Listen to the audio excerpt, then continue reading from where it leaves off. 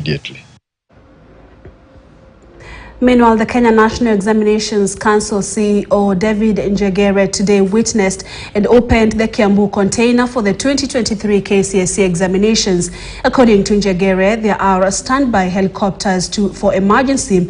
He also urged teachers not to use mobile phones in their centers.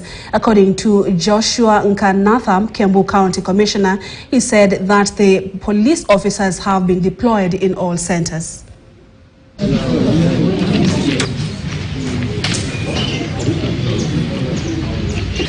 Only section 1.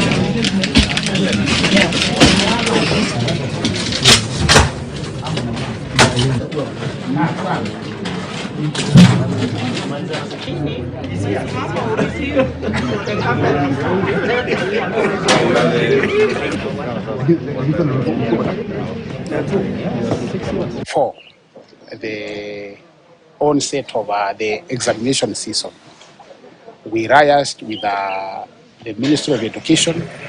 We identified all the centers, examination centers, and we deployed adequate.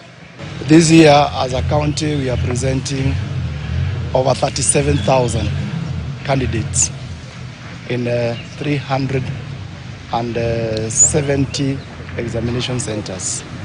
And we expect that since the Teacher Service Commission has posted or deployed all the supervisors and invigilators, and say for a few areas like Thika East and Larry, we hope that everything will go quite well. The rule is nobody is allowed to have mobile phones in the examination center except the center manager. All other phones should be kept in the center manager's office.